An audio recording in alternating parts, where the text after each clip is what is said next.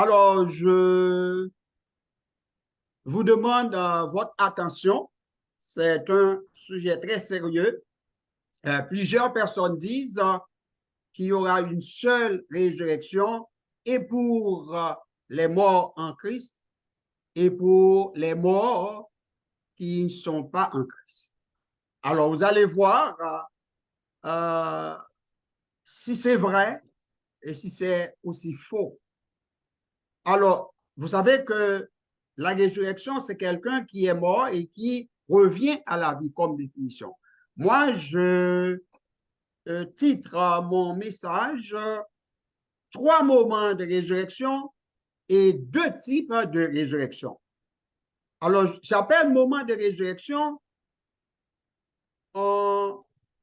parce que les morts en Christ, les chrétiens et les païens, c'est-à-dire ceux qui ne connaissent pas Dieu, ne seront pas ressuscités en même temps, au même moment. Et c'est une mésinterprétation de Actes des Apôtres, chapitre 24, le verset 15, verset 13, 15, 16. Alors, pour nous, pour moi, il y a d'abord la résurrection ou la nouvelle naissance par le baptême d'eau.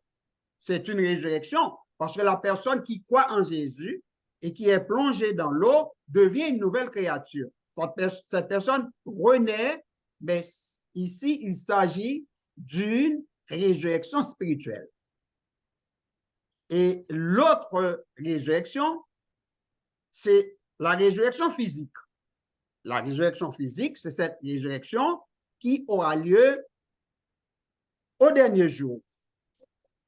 Premièrement, en deux temps, il y a la résurrection des justes qui aura lieu au début du règne de 1000 ans, au retour de Jésus-Christ, et il y aura la résurrection des injustes qui aura lieu au terme de 1000 ans, le jour du grand jugement. C'est ce qu'on va voir, c'est ce qu'on va expliquer par la suite. Alors, premier moment ou premier type de résurrection, la nouvelle naissance par le biais du baptême. Si nous lisons dans Romains chapitre 6, dans Romains chapitre 6, le verset 3, et je lis pour vous, ignorez-vous que nous tous qui avons été baptisés en Jésus-Christ, c'est en sa mort que nous avons été baptisés. Nous avons donc été ensevelis, c'est-à-dire nous avons été ensevelis, morts, c'est la mort spirituelle. La mort spirituelle, quand nous marchions dans les ténèbres, quand à l'époque où nous ne connaissions pas Dieu, nous étions des païens, eh bien c'était des morts vivants. Et quand nous avons reçu le baptême, eh bien nous avons une nouvelle naissance. Pas une naissance physique, mais c'est une naissance spirituelle. Afin que comme Christ est ressuscité des morts par la gloire du Père, de même, nous aussi, nous marchions en nouveauté de vie. Voilà, mes frères et sœurs, la nouvelle naissance par le baptême ou la résurrection par le baptême. Nous disons résurrection, dans le texte, ça se dit aussi parce que quand il y a résurrection, il faut qu'il y ait d'abord la mort. Tous les païens, ce sont des morts. Tous ceux qui ne connaissent pas Dieu, ce sont des morts.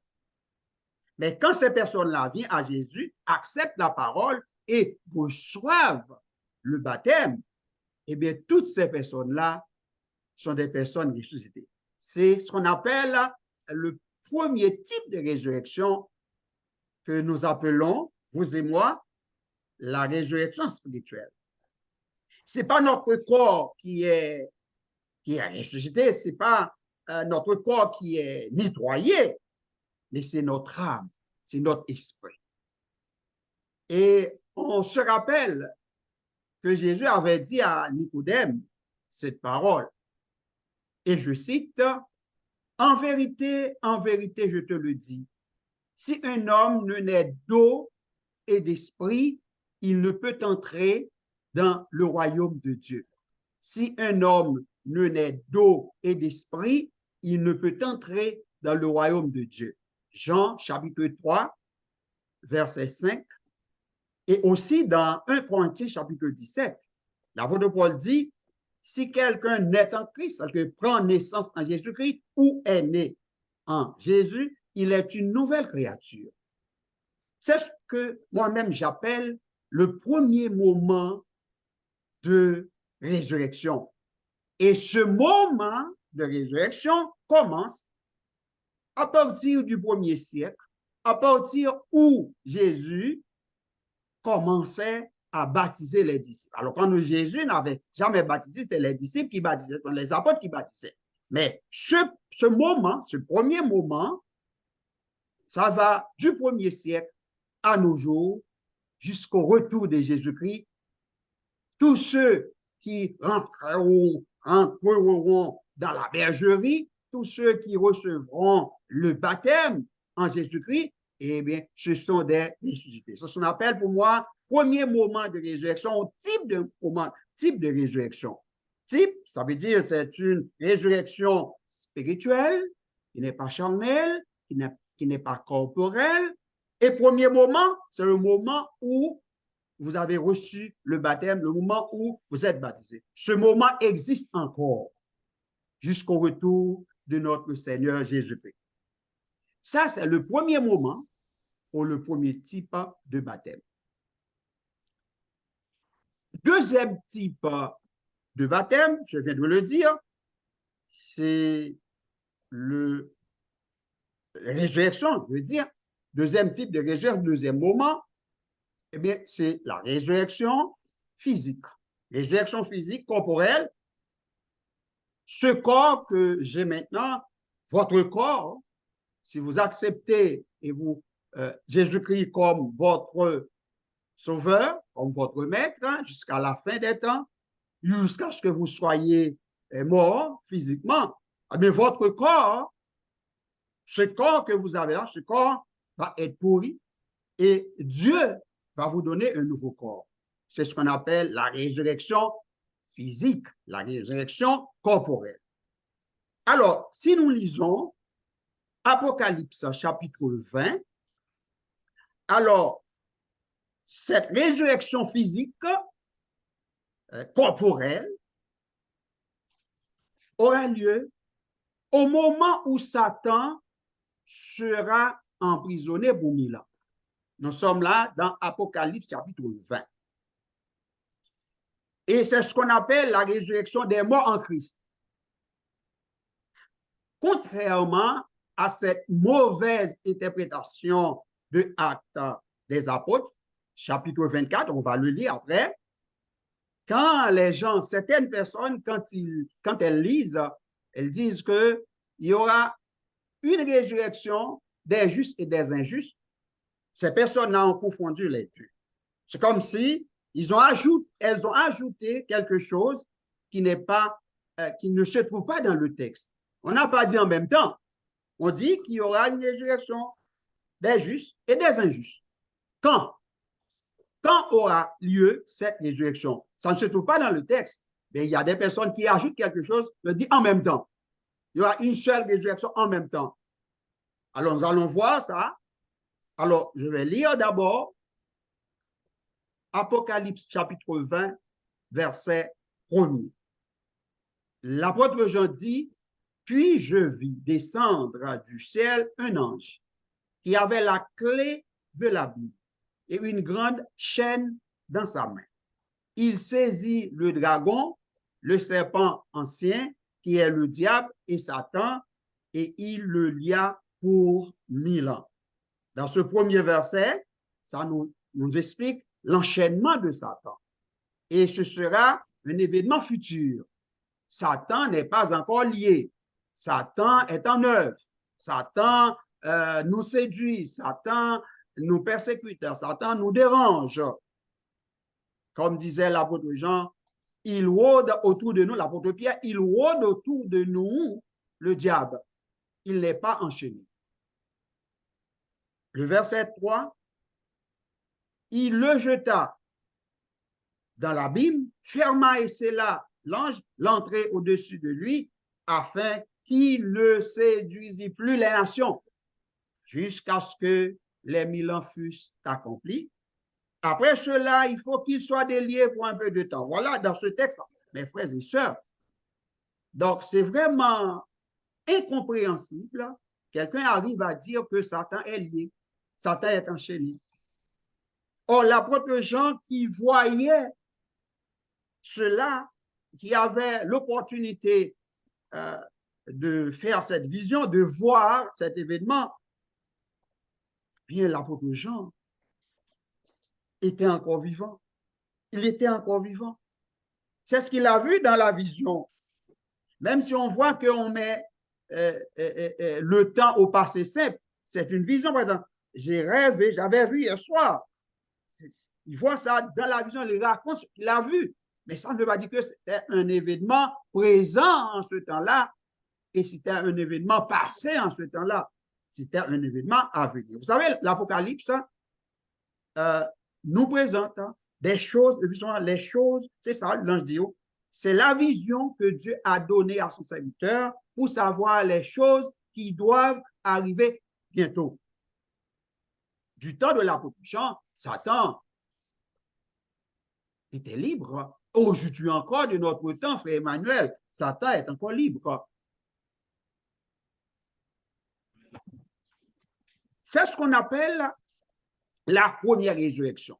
Alors, la première résurrection, là, je parle de première résurrection et deuxième résurrection, c'est au moment où les morts en Christ, Satan est enchaîné,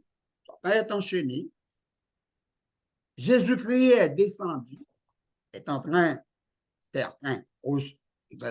reviendra, reviendra du ciel. Vous savez, vous connaissez ce texte-là.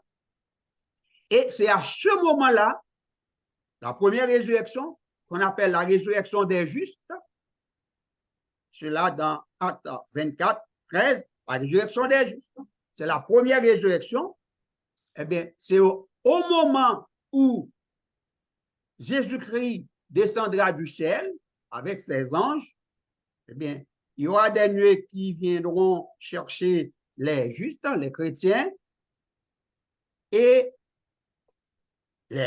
ceux qui seront vivants, les sœurs et les frères qui seront vivants, qui sont encore sur la terre, nous serons changés. On va nous donner un nouveau corps, le corps spirituel. Mais nous ne partons pas, nous n'allons pas prendre le vol avant les morts, avant nos frères, frère Paul, tous les frères et toutes les sœurs, tous ceux qui sont morts avant nous, l'apôtre Paul, l'apôtre Pierre. On dit que on va entendre le son d'une trompette et les morts qui entendront cette trompette et qui vont entendre, ce sont les morts en Christ, ils ressusciteront. Et nous, les vivants, nous allons les accompagner ensemble. Eh bien, nous allons à la rencontre de Jésus-Christ dans les airs. Nous n'allons pas monter dans le ciel, dans le paradis tout de suite. Non, non, non, non. Parce que le Christ descendra du ciel sur la terre. Et nous allons rencontrer, c'est comme un ami. Par exemple, quand j'étais à Oba, mes frères aînés étaient venus à ma rencontre. Comme ma destination, c'était chez lui ou chez les frères, eh bien, on allait chez lui, on allait chez les frères. Donc, Jésus-Christ descendra du ciel et nous allons les rencontrer. Pas pour aller dans le ciel pour l'éternité, non. C'est pas ce moment-là. Et les autres morts, on ne parle pas des autres morts. Voyez là, on ne parle pas des autres morts. C'est pourquoi c'est ce qu'on appelle la première résurrection dans la vie. Je parle de 3 moments de résurrection. Je reprends cette partie. Le baptême d'eau, qui a commencé du 1er siècle jusqu'au retour de Jésus-Christ, c'est le premier moment. Le deuxième moment de résurrection, c'est la résurrection des justes, des morts en Christ, d'après 1 Thessaloniciens 4. Et je suis là dans l'Apocalypse, c'est ce que je vais continuer à lire pour vous. Dans verset 4, Apocalypse 20, l'apôtre Jean dit, je vis des trônes. Et à ceux qui s'y assirent fut donné le pouvoir de juger. Et je vis les âmes de ceux qui avaient été décapités à cause du témoignage de Jésus et à cause de la parole de Dieu. Ça, c'est la première résurrection là. Il y avait des âmes, par exemple l'apôtre Paul qui a été décapité, l'apôtre Pierre qui a été crucifié à Rome. J'ai vu ceux qui ont été décapités. C'est la résurrection à cause de la parole de Dieu et de ceux qui n'avaient pas adoré la bête, ni son image, qui n'avaient pas la marque de la bête. Ils n'avaient pas reçu la marque sur leur front et sur leurs mains. Mes frères et sœurs, chers auditeurs qui nous écoutent, l'apôtre Jean a écrit, il dit, ils revinrent à la vie. C'est-à-dire qu'ils sont ressuscités. Et ils régnèrent avec Christ pendant 1000 ans. Certaines personnes disent, mais le règne, nous sommes encore dans le règne de 1000 ans. Où sont les décapités? Où sont Paul, Pierre, Jean, Étienne? Où sont ceux qui croyaient en Jésus? Où se trouvent-ils sur la terre? La terre est si petite, hein, frère à Dieu. Mais s'ils étaient là, vous pourrez l'en voir. Peut-être ils sont sur Mars. Peut-être ils sont sur Jupiter. Comme il y a des recherches scientifiques qui sont en train de se faire. Est-ce qu'ils sont là? Ils sont cachés? Non. C'est que cette première résurrection, la résurrection des justes, la résurrection des morts en Christ, cette résurrection, ce sera dans le futur. C'est vrai, Jésus-Christ règne dans son Église, dans son royaume qui est l'Église de Jésus-Christ. Les rois pour toujours, mais le règne de 1000 ans qu'on parle là, le règne de Jésus-Christ, c'est un règne illimité, hein, sans fin. Mais on parle de règne de 1000 ans, c'est un moment, ce règne de 1000 ans, c'est le moment où Satan sera enchaîné, sera en prison. Mais maintenant, c'est le diable qui règne. Quand sera le règne de Satan, mes frères? Si ce n'est pas aujourd'hui. Le règne de Satan, c'est aujourd'hui. Le règne de Satan commence sur la terre à partir du moment où il y a eu la guerre dans le ciel. La guerre dans le ciel, dans Apocalypse. On dit que le grand dragon, le diable, est descendu du ciel, animé d'une grande fureur, sachant qu'il reste peu de temps à vivre. Donc, le diable est précipité sur la terre. On a dit, Père dans le ciel et maintenant la guerre sur la terre. C'est pourquoi, depuis cette guerre céleste, une grande guerre dans le ciel, depuis ce jour-là, Satan a pris la possession de la terre. C'est le royaume de Satan. Voyez là, Satan, lors de la tentation de Jésus-Christ, il a dit à Jésus, tout ce royaume-là, c'est à moi. C'est à moi quand Jésus était sur la terre au premier siècle, hein, lors de la tentation. Hein. C'est à moi. Si tu te possèdes devant moi, je vais te donner ce royaume. Voyez là, parce que le royaume du monde appartient à Satan. Ça fait longtemps, avant même la première venue de Jésus-Christ sur la terre. Donc, dans Apocalypse, chapitre 4, maintenant le verset 5, écoutez, mes frères et sœurs, on a dit, ceux qui avaient été décapités à cause du témoignage de Jésus, eh bien, ils régnaient avec Christ, ils sont ressuscités, ils sont revenus à la vie, ils ont un nouveau corps, chacun a un nouveau corps, et ils régnaient avec Christ pendant 1000 ans sur la terre. Les autres morts, frère Sadieu et frère Emmanuel, où sont les autres morts? Là, on parle des décapités, ceux qui avaient été à cause de la parole de Dieu. Où sont les autres morts? C'est en ce contexte-là, mes frères et sœurs, et ceux qui nous écoutent, il n'y aura pas une résurrection générale en même temps, c'est-à-dire les justes et les injustes ne seront pas ressuscités en même temps. Parce que là, on parle, les morts en Christ, c'est précis. Et dans le verset 5, mes frères et sœurs, je vous invite à lire le verset 5. Verset 5, prenez votre Bible là, c'est extrêmement important, je vais le lire, mais prenez votre Bible là pour un petit rappel, pour ceux qui connaissent déjà ce passage. Les autres morts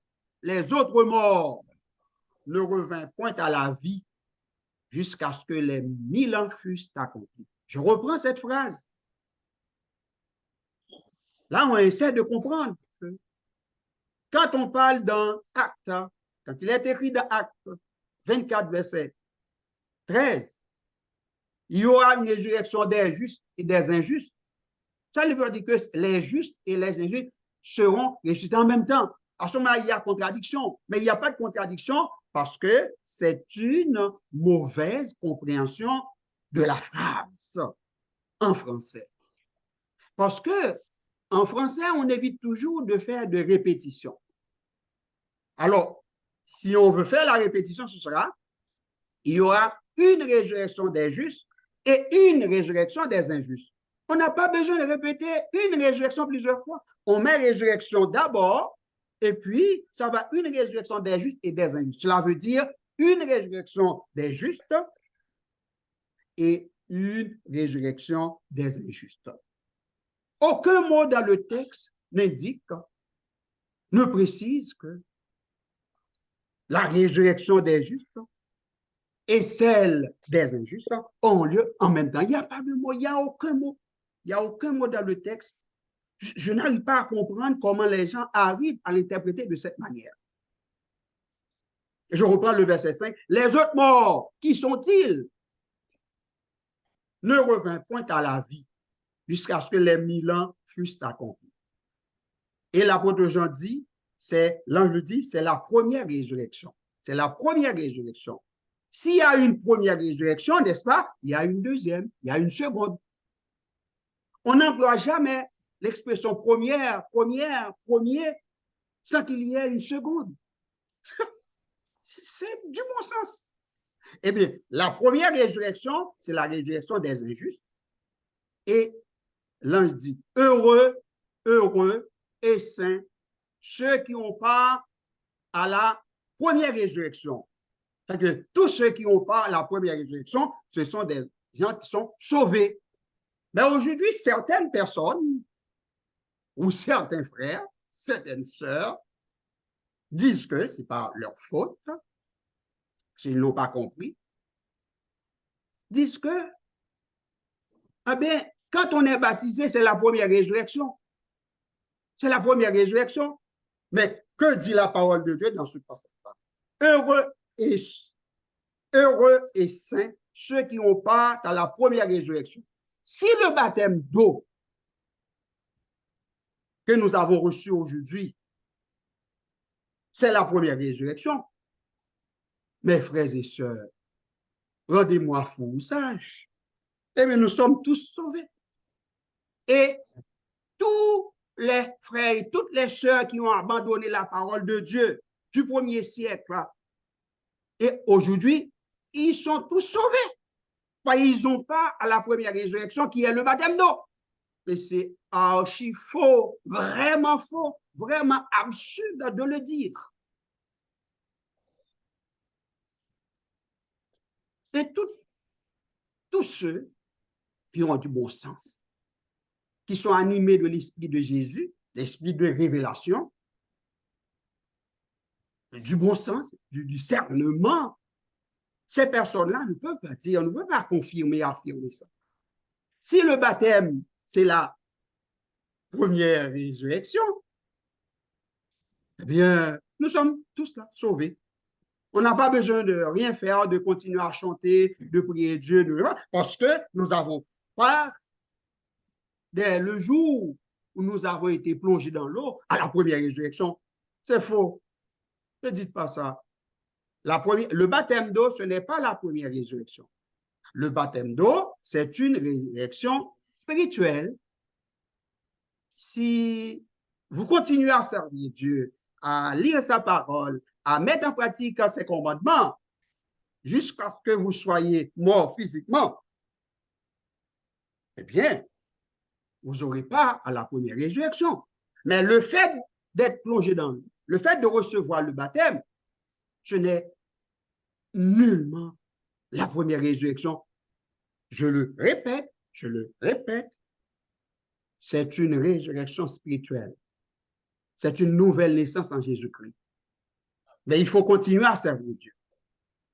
Cette résurrection ne vous permet pas à elle seule d'avoir la vie éternelle.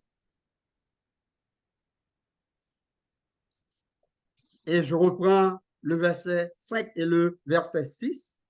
Les autres morts ne reviennent point à la vie. Parce que les autres morts, ce sont ceux qui sont morts sans Christ. Les païens. Ceux qui n'avaient pas accès à la parole de Dieu. Jusqu'à ce que les 1000 ans fût accomplis. Alors, vous allez voir, fût accompli. Vous allez voir vraiment, plus tard, vous allez voir comment les autres morts et quand les autres morts reviendront à la vie. Les autres morts, les païens, eh bien, c'est au terme de 1000 ans. Vous allez voir ça. Et je reprends le verset 6. Heureux et saints ceux qui ont part dans la première résurrection. La seconde mort n'a point de pouvoir sur eux. Mais c'est quoi la seconde mort? La seconde mort, c'est la géhenne de feu. Ils seront sacrificateurs de Dieu et de Christ et ils régneront avec lui pendant 1000 ans. Ceux qui ont part à la première résurrection. La première résurrection qui aura lieu, et Paul en a parlé dans 1 Thessaloniciens 4, verset 17. Je pense que c'est clair. Amen.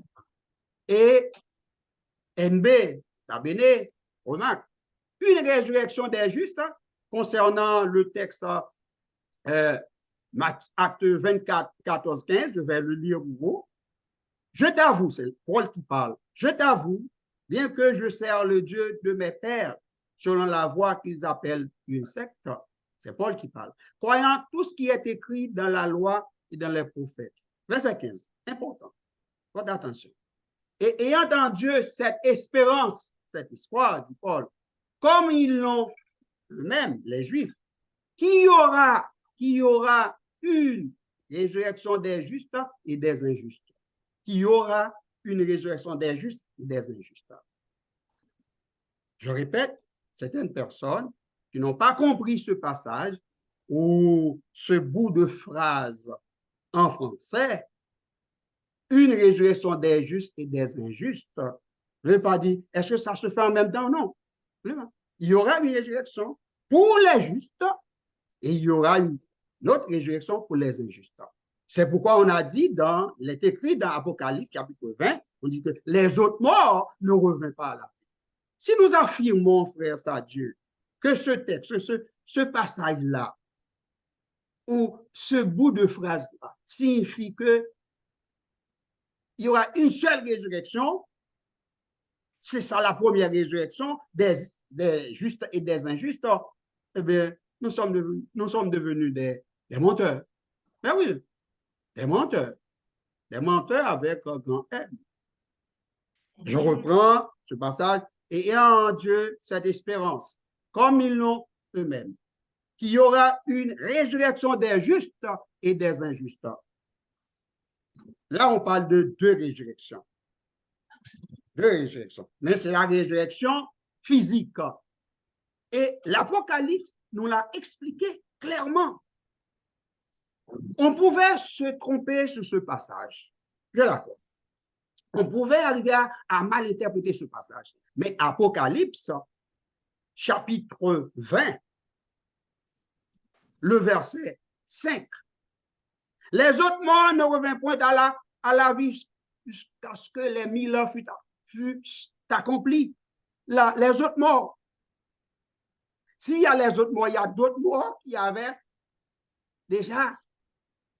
été déjà ressuscités. Ce sont les morts en Christ. Ce sont les décapités. Et on a dit, heureux eux saints, ceux qui ont part à la première résurrection, la résurrection des justes. D'abord, c'est pourquoi dans le texte, même dans la phrase, on a mis la résurrection des justes d'abord dans la phrase, des justes et des injustes. C'est quand c'est successivement, c'est pas en même temps, c'est l'un après l'autre.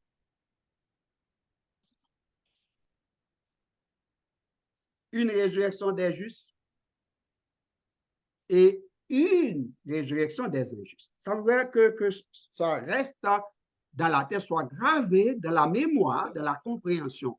Il y aura cela veut dire il y aura une résurrection des justes d'abord, il y a un et ensuite la résurrection des injustes. C'est ce qui est expliqué dans Apocalypse chapitre 20. Certaines personnes remplies d'orgueil disent « Ah non, ça c'est symbolique. » Qu'est-ce qui est symbolique là? Quel est le symbole? Quand une personne vous dit que c'est symbolique, il faut demander à la personne d'expliquer c'est quel symbole là?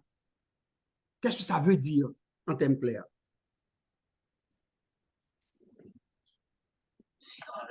Qui sont les morts en Christ maintenant? Nous avons déjà expliqué les autres morts, ce sont les morts qui ne sont pas en Christ. Ils seront ressuscités au terme de 1000 ans, le jour même du jugement. Alors, les morts en Christ, d'après 1 Thessaloniciens chapitre 4, 13, 17, je lis pour vous. Nous ne voulons pas, frères, que vous soyez dans l'ignorance au sujet de ceux qui dorment, afin que vous ne vous affligez pas comme les autres qui n'ont pas d'espérance. Les autres qui n'ont pas d'espérance, aujourd'hui, ce seront des morts sans Christ. J'appelle ça les morts en Christ, les morts sans Christ. Car si nous croyons que Jésus est mort et qu'il est ressuscité, croyons aussi que Dieu ramènera par Jésus et avec lui ceux qui sont morts, ce qu'on appelle les morts en Christ. Voici en effet ce que nous vous déclarons d'après la parole du Seigneur.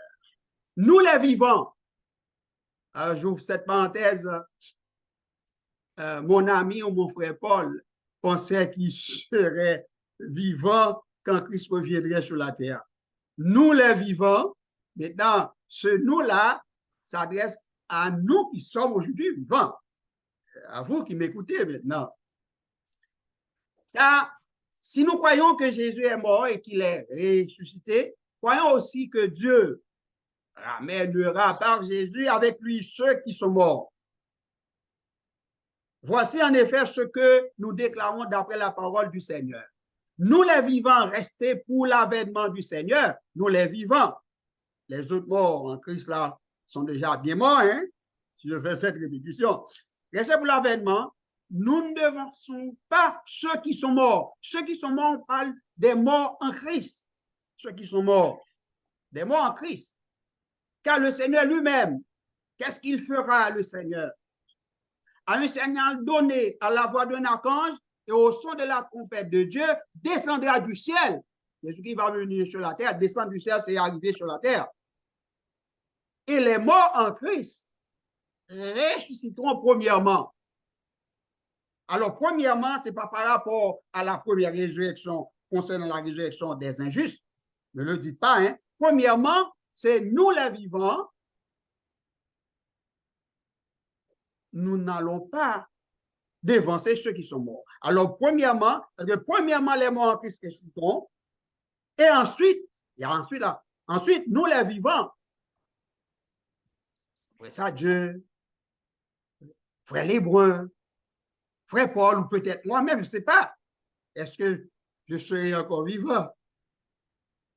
Ce n'est pas sûr, je ne sais pas. Ensuite, premièrement, c'est par rapport à ensuite.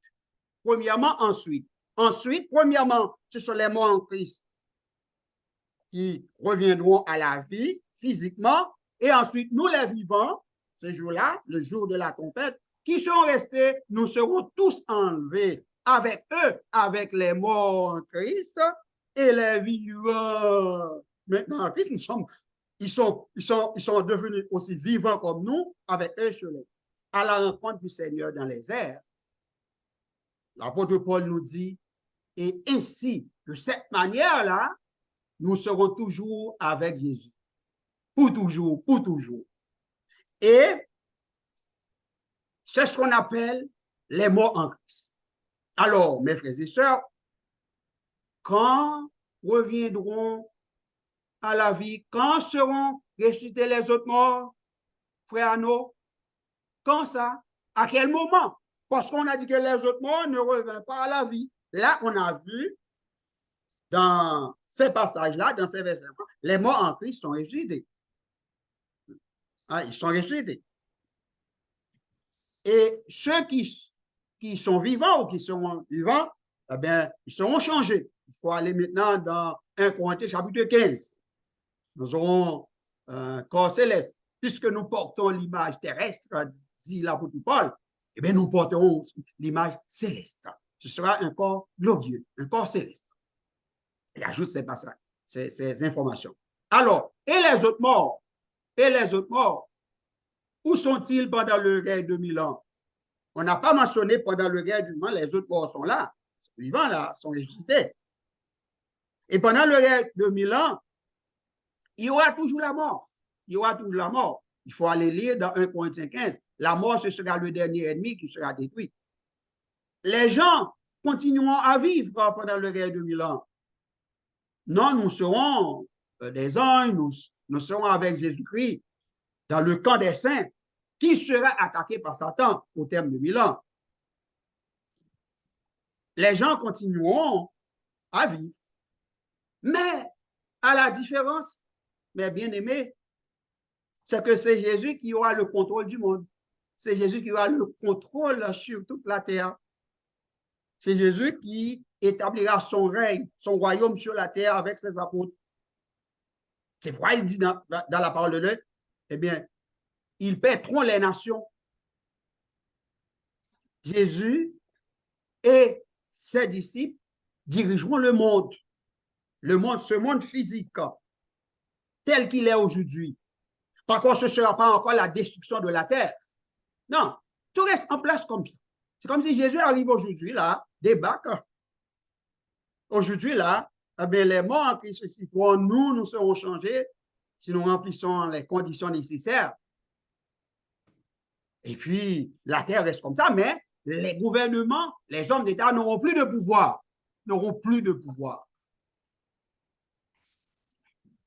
C'est pourquoi les apôtres entendaient quand Jésus disait qu'ils reviendront, il y aura la destruction de la ville de Jérusalem, du temple de Jérusalem. Et puis, Seigneur, est-ce qu'en ce temps-là, tu établiras ton royaume? Non, ce n'était pas en ce temps-là.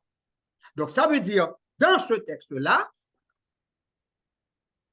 dans Apocalypse chapitre 20, du verset 11 au verset 15, mes frères et sœurs, c'est là les autres morts seront ressuscités. Je vais lire vous. Apocalypse chapitre 20, du verset 11 au verset 15. Puis je vis un grand trône blanc, dernier jour, et celui qui était assis dessus. La terre et le ciel s'enfuirent devant sa face. C'est là où, c'est au terme de 1000 ans, à la fin de 1000 ans, règne de Satan. On dit que Satan sera relâché, il va faire la guerre au sein, mais avant, ça, regardez là, on dit que la terre et le ciel s'enfuirent devant sa face. C'est la disparition du ciel et de la terre, et ne fut plus trouvé de place pour eux. Et je vis les morts, mais les grands et les petits qui se tenaient devant le trône. Quand on dit les morts, ça c'est tous les morts, tous ceux qui étaient morts, qu'ils soient chrétiens, qu'ils soient païens, devant le trône. C'est le jour du jugement devant le trône de Dieu. C'est là où on voit tous les morts. Des livres furent ouverts. Un autre livre fut ouvert, celui qui est le livre de vie.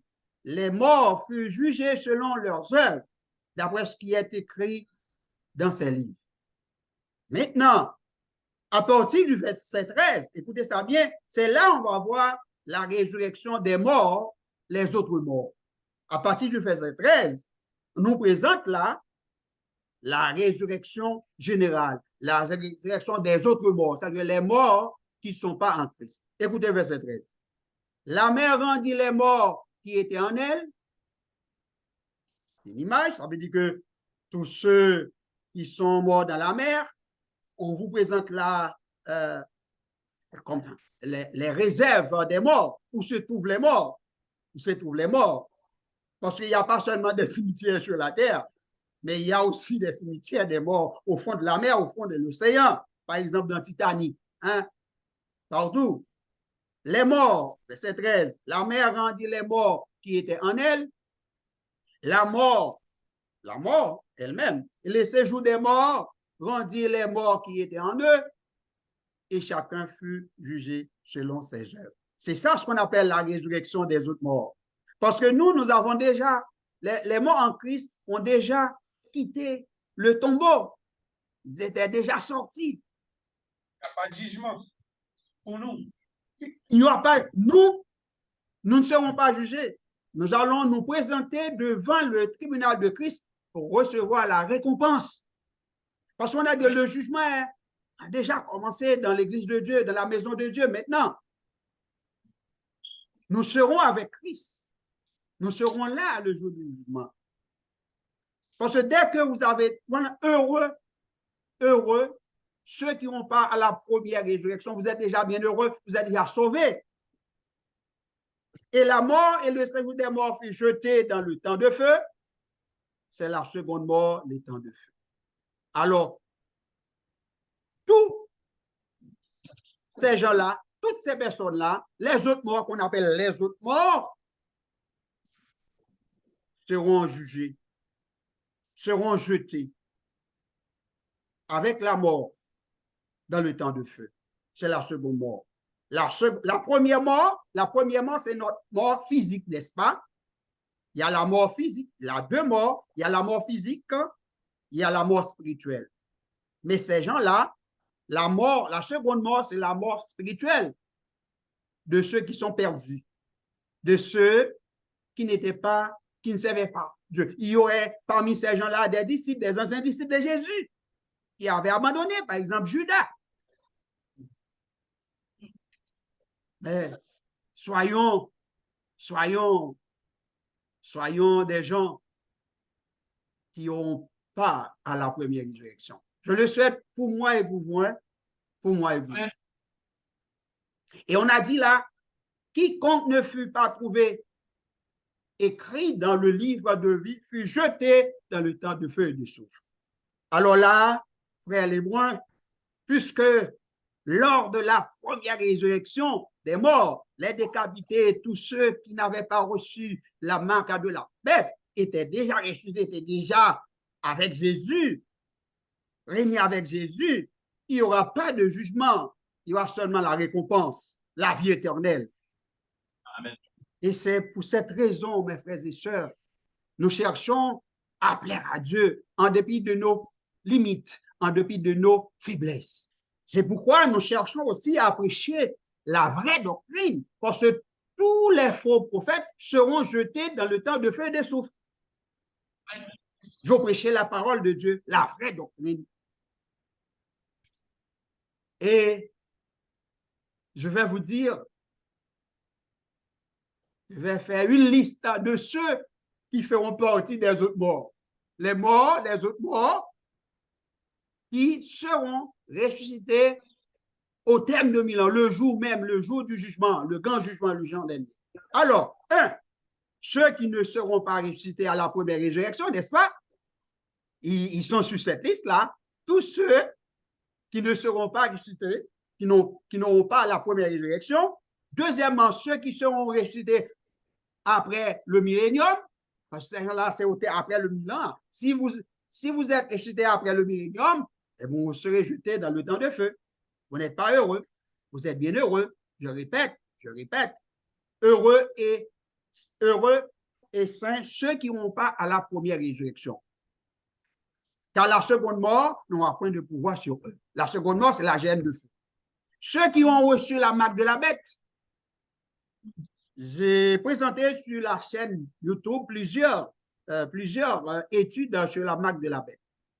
Ceux qui seront jetés dans le temps de feu et de soufre, ceux qui connaîtront la seconde mort, eh bien, c'est la liste, etc., etc. C'est la liste des faux prophètes, etc., de ceux qui n'enseignent pas la vraie doctrine, qui enseignent la fausseté. Ils seront tous jetés dans le temps de feu. Et pour terminer, mes frères et sœurs, cette étude sur les trois moments de la résurrection, il y a 3 moments de la résurrection. Alors, le premier moment de la résurrection, c'est la résurrection par le baptême d'eau. Bon, j'ai un moment, type de résurrection, par le baptême d'eau. Ça a commencé au 1er siècle et s'achèvera au retour de Jésus-Christ sur la terre. Pendant le règne de 1000 ans, il n'y aura pas de baptême, il n'y a rien, il n'y aura pas de prédication de l'évangile, c'est fini, la porte est fermée. C'est l'âge de Noé, c'est fini. Les gens vont nous voir. C'est pourquoi en ce temps-là, on dit, oh, ils sont heureux, ils sont sauvés. Regardez là, ils sont sauvés, ils sont avec le Christ. C'est pourquoi il est dit dans la Bible, tout œil le verra. Tout œil, tous les yeux verront Jésus-Christ, accompagné des élus. J'aimerais être là avec vous. J'aimerais vous voir mon ami Paul. C'est pourquoi je dis à sa femme, essaie de servir Dieu pour revoir ton mari. Ton mari. Tu ne peux pas l'entendre maintenant. Si tu entends une voix qui ressemble à frère Paul, eh bien, on appelle ça hallucination. C'est un processus mental. On entend, des fois on entend, et puis c'est pas vrai, c'est pas sa voix.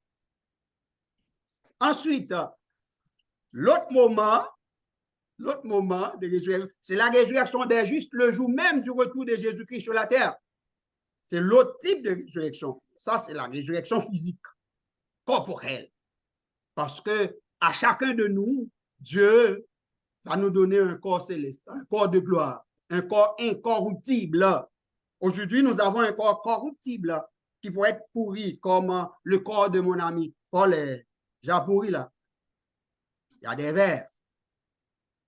Et l'autre moment de résurrection, c'est la résurrection des injustes. Les injustes ne seront pas ressuscités le jour du alors, je vois, les injustes seront ressuscités le jour du jugement, le grand jour. C'est à ce moment. Il y a 3 moments, je reprends ça, mes frères, c'est important. Premier moment de résurrection, le premier type de résurrection, c'est la résurrection par le baptême d'eau. C'est une résurrection spirituelle. Cette résurrection ne vous donne pas la vie éternelle ipso facto, quel que soit ce qui arrive. Non. Si vous gardez la foi jusqu'à la fin, vous aurez la vie éternelle. Mais vous savez, il y aura toujours des abandons. Ah, il y aura toujours des abandons. Jésus a dit, les premiers seront les derniers seront les premiers. Ça veut dire qu'il y aura parmi nous, et il y avait parmi le peuple de Dieu au 1er siècle, des personnes qui avaient reçu le baptême d'eau, qui ont été baptisés, eh bien, qui n'auraient pas la vie éternelle. Parce qu'ils ont abandonné. Ces gens-là, ils ont abandonné. Et la résurrection des justes, le jour du retour de Jésus-Christ. C'est pour vous, et pour moi, et pour tous ceux et celles qui garderont la foi. Et en dernier lieu, les bons derniers qui n'auront pas la vie éternelle, ce sont ceux qui seront ressuscités le jour du jugement. Là, ils vont entendre le verdict final. Que Dieu nous permette de participer à la première résurrection au nom de Jésus. Amen. Amen.